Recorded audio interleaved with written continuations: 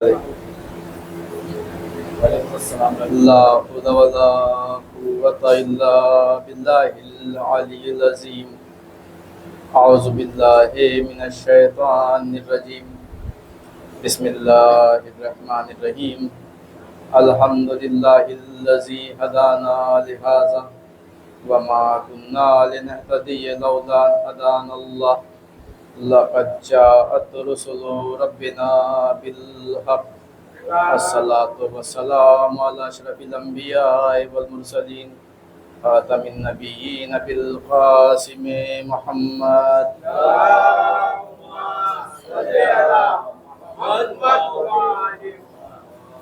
وعلى آل الطيبين الطاهرين المعصومين ولعنة الله على أعدائهم أجمعين من يومنا هذا إلى يوم الدين.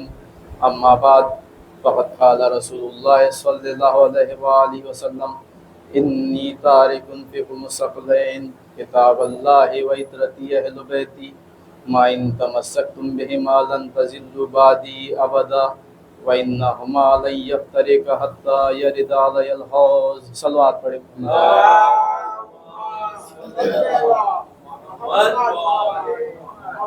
عزیزان گرامی و بزرگان قدر، گزشتہ ہفتے بھی اسی حدیث شریف کی تلاوت کی گئی تھی کہ جو پیغمبر اکرم کی بڑی مشہور و معروف حدیث ہے، جس میں پیغمبر اکرم اپنی امت کی ہدایت کے بارے میں ارشاد فرما رہے ہیں کہ انی تارک فیکم الثقلین کتاب اللہ و عترتی اہل بیتی، کہ میں تمہارے درمیان دو غرا قدر چیز چھوڑ کر جا رہا ہوں، ایک اللہ کی کتاب اور دوسرے میرے اہل بیت.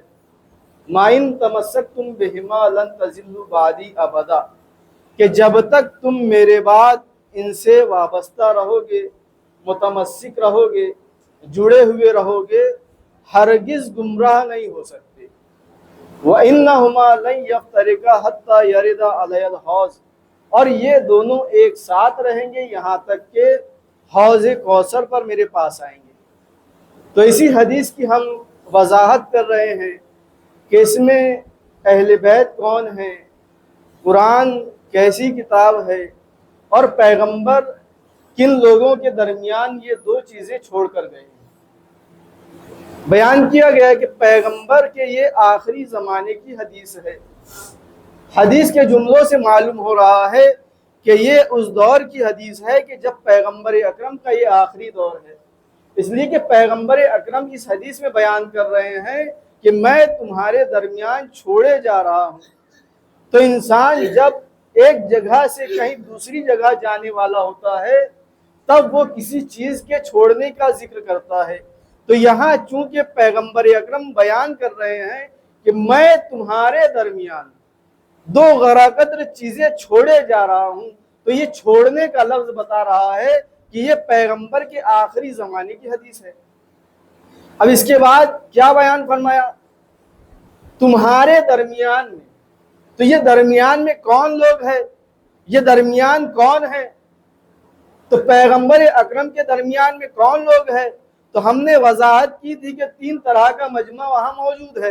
پیغمبر کے درمیان میں، پیغمبر کے اطراف میں، پیغمبر کے پاس میں. وہ کون لوگ ہیں؟ ایک اصحاب پیغمبر ہے، جو صحابی رسول ہے، جو پیغمبر کے ساتھ اٹھتے اور بیٹھتے ہیں، جنہیں ہم صحابی کہتے ہیں، ان لوگوں کا مجمع ہے. دوسرے کون ہیں؟ ازواج پیغمبر ہیں، یعنی پیغمبر کی بیویاں، جنہیں ہم ام المومنین کہتے ہیں، جن کی بہت زیادہ عظمت ہے. تو یہ دو طرح کا مجمع ہو گیا. اور تیسرے کون ہیں؟ تیسرے خود ائمہ اہل بیت ہے، جس کا تذکرہ پیغمبر اکرم کر رہے ہیں. تو یہ تین طرح کی شخصیتیں موجود ہیں. تو اب ہدایت کس کے لیے ہے؟ کن لوگوں کے لیے ہدایت چاہیے؟ اصحاب کے لیے اور ازواج کے لیے. کیوں؟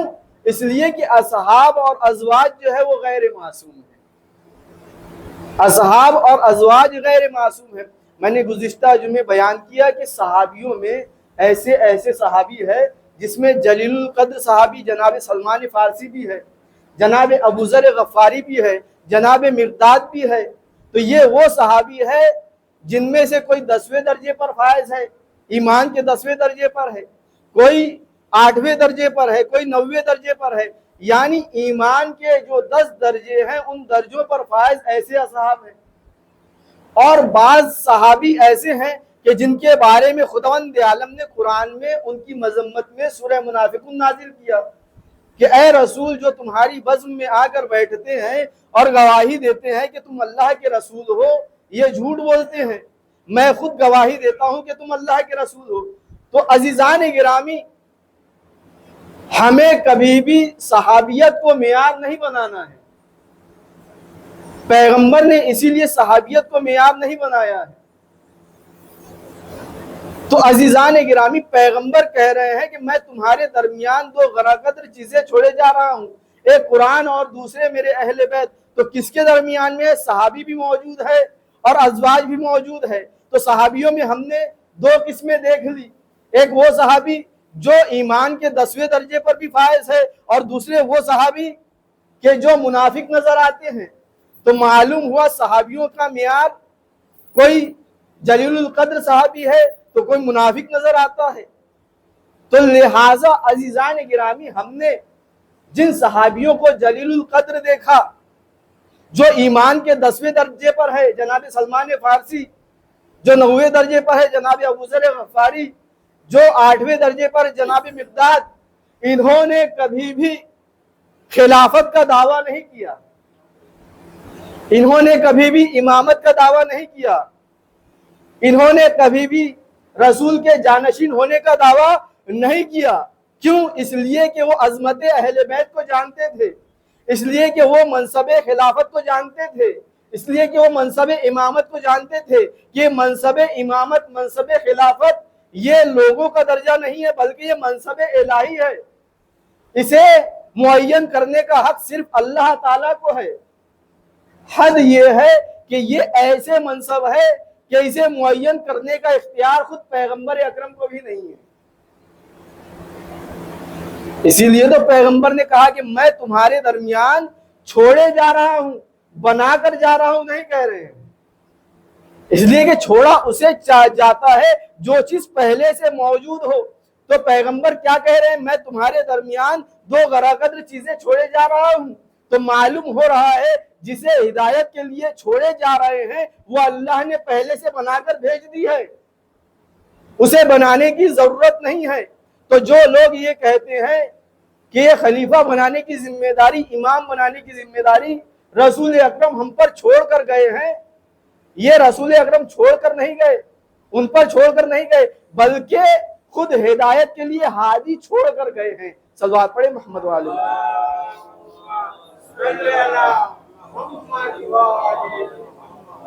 اس لیے کہ بنانے کا کام اللہ تعالیٰ کا ہے۔ اللہ تعالیٰ کہہ رہا ہے انی جاعل فی الارض خلیفہ، زمین پر خلیفہ میں بنانے والا ہوں۔ تو خلیفہ بنانا کس کا کام ہے؟ اللہ تعالیٰ کا کام ہے۔ امام بنانا کس کا کام ہے؟ اللہ تعالیٰ کا کام ہے۔ جناب ابراہیم علیہ السلام کے بارے میں بیان کیا، انی جاعلک للناس اماما، اے ابراہیم ہم تمہیں لوگوں کا امام بنا رہے ہیں، اور ولی بنانے کا اختیار بھی اللہ تعالیٰ کا ہے۔ کس طرح سے اللہ تعالیٰ بیان کر رہا ہے، انما ولیکم اللہ ورسولہ والذین آمنوا الذین یقیمون الصلاۃ ویؤتون الزکاۃ وہم راکعون، کہ صرف اور صرف اللہ تمہارا ولی ہے، رسول تمہارے ولی ہے، اور وہ صاحبان ایمان جو نماز کو قائم کرتے ہیں اور حالت رکوع میں زکوٰۃ کو ادا کرتے ہیں وہ تمہارے ولی ہے۔ تو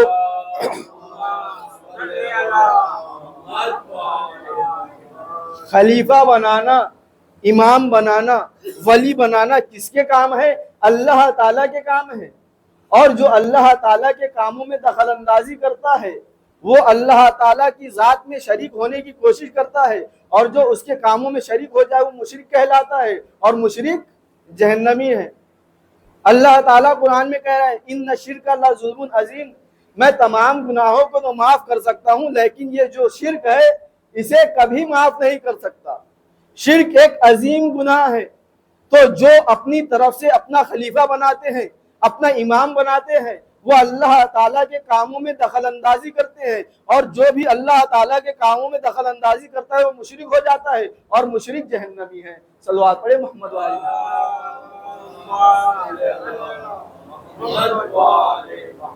تو عزیزان گرامی، پیغمبر نے بتا دیا کہ میں تمہارے درمیان چھوڑے جا رہا ہوں۔ ہدایت کا انتظام اللہ تعالیٰ نے پہلے سے کر دیا ہے۔ لِكُلِّ قَوْمٍ ہاد، کہ ہر قوم کے لیے ایک ہادی ہوتا ہے اور ہر زمانے میں ہوتا ہے۔ تو یہ ہدایت کا انتظام اللہ تعالیٰ کی ذمہ داری ہے۔ اللہ تعالیٰ نے اس ذمہ داری کو پورا کر دیا اور نبی نے اس پیغام کو بھی پہنچا دیا کہ میں تمہارے درمیان دو غراقت چیزیں چھوڑے جا رہا ہوں، ایک قرآن اور دوسرے میرے اہل بیت۔ تو کس کے درمیان میں چھوڑا؟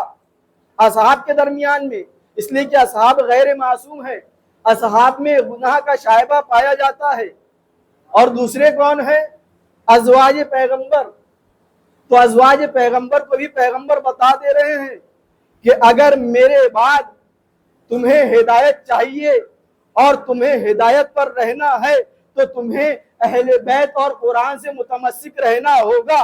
جب تک اہل بیت اور قرآن سے متمسک رہو گی، ہدایت پر رہو گی، جیسے ہی تم نے قرآن اور اہل بیت کا ساتھ چھوڑ دیا تم گمراہ ہو جاؤ گی۔ جو گمراہ ہو جاتا ہے وہ صراط مستقیم پر نہیں رہتا، جو صراط مستقیم پر نہ رہے وہ جہنمی ہو جاتا ہے، اور جو جہنمی ہو وہ قابل احترام نہیں ہوتا۔ تو اب آپ تاریخ میں دیکھ لیجئے کس ازواج پیغمبر نے اہل بیت کا ساتھ چھوڑا ہے اور مقابل اہل بیت آئی ہے۔ صلوات پڑھیں محمد والے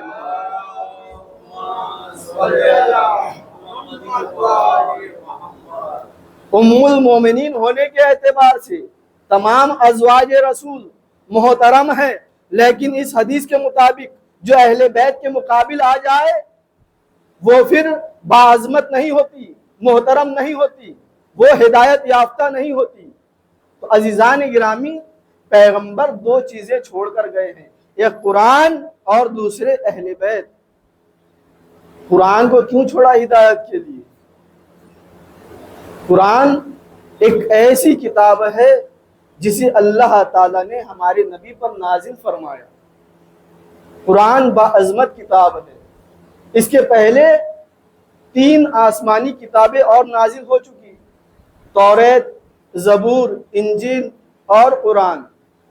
لیکن پیغمبر نے جو پہلے کتابیں نازل ہو چکی تھی ان 3 کتابوں کے بارے میں بیان نہیں کیا کہ میں تمہارے درمیان توریت چھوڑ کر جا رہا ہوں، میں تمہارے درمیان انجیل چھوڑ کر جا رہا ہوں، میں تمہارے درمیان زبور چھوڑ کر جا رہا ہوں۔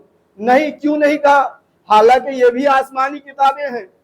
جب یہ آسمانی کتابیں ہیں، جیسے قرآن آسمانی کتاب ہے، جو عظمت قرآن کی ہے وہی عظمت ان کتابوں کی ہونی چاہیے، کیونکہ وہ بھی اللہ کی طرف سے آئی ہوئی ہے اور قرآن بھی اللہ کی طرف سے آیا ہوا ہے۔ لہٰذا جو عظمت ہمارے نزدیک قرآن کی ہونی چاہیے وہی توریت، زبور اور انجیل کی ہونی چاہیے۔ لیکن عزیزان گرامی، پیغمبر اکرم نے یہ نہیں کہا کہ میں توریت چھوڑ کر جا رہا ہوں، انجیل چھوڑ کر جا رہا ہوں، زبور چھوڑ کر جا رہا ہوں۔ نہیں، پیغمبر کہہ رہے ہیں میں تمہارے درمیان قرآن چھوڑ کر جا رہا ہوں۔ تو یہ قرآن کی اتنی زیادہ عظمت کیوں ہے؟ پیغمبر ہدایت کے لیے قرآن ہی کیوں چھوڑ کر گئے اور دوسری کتابوں کا تذکرہ کیوں نہیں کیا؟ وہ اس لیے کہ وہ کتابیں بھی ہدایت کے لیے آئی تھی۔ توریت بھی لوگوں کی ہدایت کے لیے تھی، زبور بھی لوگوں کی ہدایت کے لیے تھی، انجیل بھی لوگوں کی ہدایت کے لیے تھی۔ لیکن جب صاحب کتاب اس دنیا سے چلے گئے تو ان کے ماننے والوں نے ان کتابوں کو اپنے اعتبار سے بدل ڈالا، یعنی جو چیز ہمارے فائدے کی ہے اسے اختیار کر لیا اور جو چیز فائدے کی نہیں ہے اسے چھوڑ دیا۔ اسی طرح سے تمام کتابوں کے ساتھ ہوتا رہا۔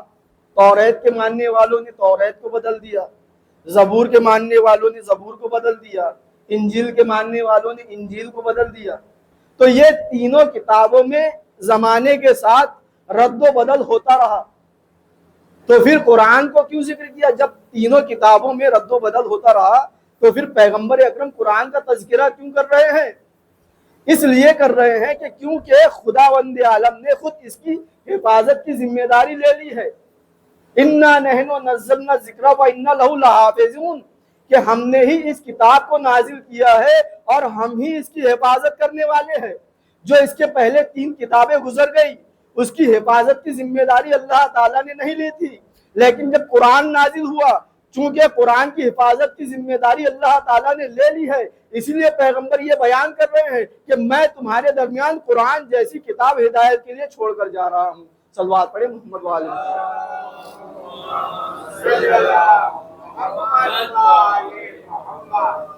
تو کچھ فرق ہے آسمانی کتابوں میں، توریت، زبور، انجیل اور قرآن میں۔ توریت، زبور، انجیل میں رد و بدل ہو گیا، چینجز ہو گئے، تبدیلی ہو گئی، لہٰذا وہ کتابیں اب ہدایت کے لیے نہیں رہ گئی۔ ان کتابوں کو لوگوں نے اپنے اعتبار سے چینج کر لیا، اسی لیے جو یہودی نظر آتے ہیں، جو عیسائی نظر آتے ہیں، یہ آج گمراہ نظر آتے ہیں۔ کیوں؟ اسی لیے کہ ان لوگوں نے ان کتابوں کو اپنے فائدے کے اعتبار سے تبدیل کر دیا، لیکن قرآن جیسی کتاب، قرآن کو کوئی تبدیل نہیں کر سکا۔ کیوں نہیں کر سکا؟ کیونکہ اس کی حفاظت اللہ تعالیٰ کر رہا ہے، اس کی حفاظت کی ذمہ داری اللہ تعالیٰ نے لی ہے۔ اور یہی فرق ہے دوسرے نبیوں میں اور ہمارے نبی میں، کہ جہاں پیغمبر اکرم کو اللہ تعالیٰ نے معجزے دیے ہیں اور دوسرے نبیوں کو معجزے دیے ہیں، ان میں بہت فرق ہے۔ جو دوسرے نبیوں کو اللہ تعالیٰ معجزے دیتا رہا تو جب تک وہ نبی رہے، وہ رسول رہے، ان کے ساتھ وہ معجزہ رہا، اور جب وہ نبی اور رسول اس دنیا سے چلے گئے تو ان کے ساتھ ان کا معجزہ بھی چلا گیا۔ جیسے جناب موسیٰ علیہ السلام جب تک رہے ان کے ساتھ ان کا اثر رہا، جب اس دنیا سے چلے گئے ان کے ساتھ ان کا اثر چلا گیا۔ جناب عیسیٰ علیہ السلام یہ زندہ ہے، لیکن جب تک دنیا میں تھے ان کے ساتھ ان کا معجزہ تھا، اور جب آسمان پر چلے گئے تو ان کا معجزہ بھی ان کے ساتھ چلا گیا۔ ان کا معجزہ کیا تھا؟ وہ مریضوں کو شفا عطا کرتے تھے، مردہ کو زندہ کر دیا کرتے تھے۔ جب تک وہ دنیا میں رہے ان کا معجزہ ان کے ساتھ رہا، لیکن جب وہ آسمان پر چلے گئے تو ان کے ساتھ ان کا معجزہ چلا گیا۔ تو عزیزان گرامی، جتنے نبی آتے رہے اللہ تعالیٰ نے جو انہیں معجزہ دیا ان کے ساتھ رہا، اور جب وہ چلے گئے ان کے ساتھ چلا گیا۔ لیکن جو ہمارے نبی ہے، ہمارے رسول ہے، جو خاتم الانبیاء ہے، جو نبیوں کے سردار ہے، یہی امتیاز ہے ہمارے نبی کا کہ اللہ تعالیٰ نے انہیں جو معجزہ دیا ہے، ایک ایسا معجزہ دیا ہے کہ یہ قیامت تک کے لیے باقی رہنے والا ہے، اور وہ ہے قرآن مجید۔ کہ آج ہماری نظروں کے سامنے ہمارے نبی موجود نہیں ہے، لیکن قرآن ہمارے سامنے موجود ہے اور تا قیامت موجود رہے گا۔ صلوات پڑھیں محمد والے۔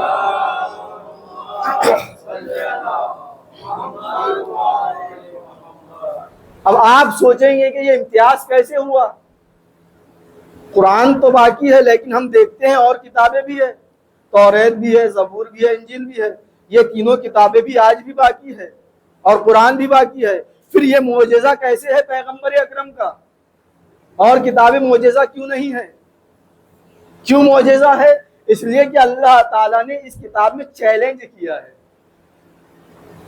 معجزہ وہی ہوتا ہے جس میں چیلنج ہو کہ میں ایسا کر سکتا ہوں، تم بھی ایسا کر کے دکھاؤ۔ جب انسان عاجز ہو جائے اور وہ کام نہ کر سکے تو وہ کام معجزہ کہلاتا ہے۔ جیسے پیغمبر اکرم نے چاند کے 2 ٹکڑے کر دیے، یہ پیغمبر کا معجزہ ہے، اور کوئی نہیں کر سکتا۔ یعنی سارے انسان، ساری مخلوقات چاند کے 2 ٹکڑے کرنے سے عاجز ہے، تو یہ ہوا معجزہ۔ مولائے کائنات نے سورج کو پلٹا دیا، کوئی اور سورج کو نہیں پلٹا سکتا۔ جب ہم نہیں پلٹا سکتے یعنی ہم اس کام کے کرنے سے عاجز ہے، تو مولائے کائنات کو جس عمل کو انجام دیا وہ ہوا معجزہ۔ قرآن سورج کو پلٹا دینا معجزہ، چاند کے 2 ٹکڑے کر دینا معجزہ، کنکڑیوں کا ہاتھ پر کلمہ پڑھ لینا معجزہ، درخت کا پیغمبر کے پاس آ جانا معجزہ۔ تو یہ معجزے کہلاتے ہیں جس فعل کے کرنے سے انسان عاجز آ جائے، جس کام کو انسان نہ کر سکے اسے کہتے ہیں معجزہ۔ تو قرآن کیوں معجزہ ہے؟ قرآن کس طرح سے معجزہ ہے؟ اس لیے کہ اللہ تعالیٰ قرآن کے بارے میں کہہ رہا ہے وَإِن كُنتُمْ فِي رَيْبٍ مِّمَّا نَزَّلْنَا عَلَىٰ عَبْدِنَا فَأْتُوا بِسُورَةٍ مِّن مِّثْلِهِ وَادْعُوا شُهَدَاءَكُم مِّن دُونِ اللَّهِ إِن كُنتُمْ صَادِقِينَ کہ اگر تم اس کتاب خدا ہونے میں شک کرتے ہو تو تم اس کے مثل ایک آیت، پورا قرآن نہیں کہہ رہا خداوند عالم، صرف ایک آیت کیا ہے؟ بسم اللہ الرحمن الرحیم، یہ ایک آیت ہو گئی۔ صرف اللہ تعالیٰ کہہ رہا ہے ایک آیت بنا کر لے آؤ۔ کس سے کہہ رہا ہے؟ تمام مخلوقات عالم سے۔ تمام مخلوقات عالم یعنی کیا؟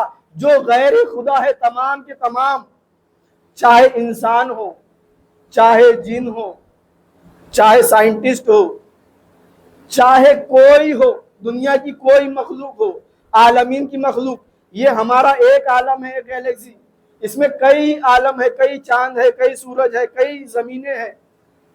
تو اللہ تعالیٰ تمام مخلوقات سے کہہ رہا ہے کہ اگر تم اس کے کتاب خدا ہونے میں شک کرتے ہو تو اس کے مثل ایک آیت بنا کر لے آؤ۔ تم اس سے عاجز ہو، تم اس کے مثل بنا کر نہیں لا سکتے۔ جب اس کے مثل نہیں لا سکتے تو مان لو کہ یہ معجزہ ہے۔ صلوات پڑھیں محمد و آل محمد۔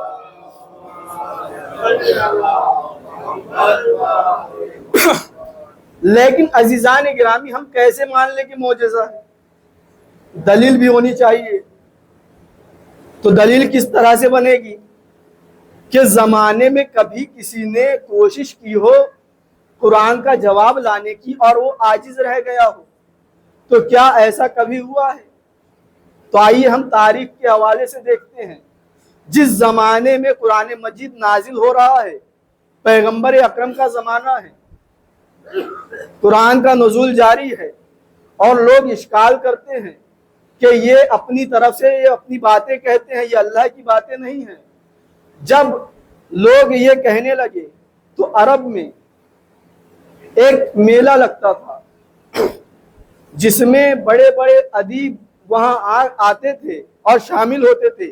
خانہ کعبہ کے پاس وہ میلہ لگایا جاتا تھا، اور وہاں جو شعراء ہوتے تھے، جو ادیب حضرات ہوتے تھے، وہ بہترین اپنے کلام کہا کرتے تھے، اور جن شعراء کا کلام سب سے زیادہ اچھا ہوتا تھا ان میں سے 7 یا 10 شعر اٹھا کر خانہ کعبہ کی دیوار پر لگائے جاتے تھے کہ اس سے بہترین کلام کسی کا نہیں ہے، اور ہر سال ایسا ہوتا تھا۔ تو عزیزان گرامی، یہ جو عرب ہے، یہ جو ادیب ہے، ان کی خاصیت میں آپ کے سامنے بیان کر دوں کہ ان کے جو کلام ہیں، اور آج جو عربی یونیورسٹی ہے، مصر میں جو یونیورسٹی ہے جہاں عربی ادب پڑھایا جاتا ہے، عرب میں جو عربی یونیورسٹی ہے جہاں عربی ادب گرامر پڑھایا جاتا ہے، ان لوگوں کے لیے وہ شعر نمونہ عمل ہوتے ہیں، ان عرب کے شعر نمونہ عمل ہوتے ہیں۔ تو آج کے دور کے جو ادیب ہے وہ اس بات کا اقرار کرتے ہیں کہ اس زمانے کے پیغمبر کے زمانے کے جو ادیب ہے، انہوں نے جو اشعار کہہ دیے، انہوں نے جو عربی ادب بیان کر دیا، ہم بھی وہ بیان کرنے سے عاجز ہے۔ یہ آج کے ادیب حضرات کا اعتراف ہے کہ جو اتنی تحقیق اور ٹیکنالوجی میں آگے ہوتے ہیں، جو کمپیوٹر اور سائنس کے ذریعے سے مہارت حاصل کرتے ہیں، ان کا یہ اقرار ہے کہ جو اس زمانے کے شعراء حضرات ہیں، جو ادیب حضرات ہیں، یہ ان کے جیسا کلام ہم نہیں کر سکتے، ہم ان کے جیسا، ان شعراء حضرات کے جیسا کلام کرنے سے عاجز ہے۔ اب ان شعراء حضرات کا اقرار سنیے، جب ان لوگوں نے اچھے اچھے اشعار کو خانہ کعبہ کی دیوار پر معلق کر دیا تو پیغمبر کو حکم ہوا، اے پیغمبر، یہ آیت قرآنی اسے خانہ کعبہ کی دیوار پر معلق کر دیجئے۔ کون سی آیت؟ ایک چھوٹی سی سورہ ہے، اِنَّا أَنزَلْنَاهُ فِي لَيْلَةِ الْقَدْرِ، اِنَّا أَعْطَيْنَاكَ الْكَوْثَرَ، سورہ کوثر ہے، اِنَّا أَعْطَيْنَاكَ الْكَوْثَرَ فَصَلِّ لِرَبِّكَ وَانْحَرْ إِنَّ شَانِئَكَ هُوَ الْأَبْتَرُ۔ ان 3 آیت پر مشتمل سورہ پیغمبر اکرم نے حکم خداوند عالم سے خانہ کعبہ کی دیوار پر معلق کروایا، اور جب ان ادیب حضرات نے اس سورہ کو پڑھا، جن کے ادب کا اعتراف آج کے زمانے کے لوگ کر رہے ہیں، تو یہ ادیب حضرات کہتے ہوئے نظر آتے ہیں ما ھذا کلام البشر، کہ یہ کسی بشر کا کلام نہیں ہے بلکہ یہ خدا کا کلام ہے۔ صلوات پڑھیں محمد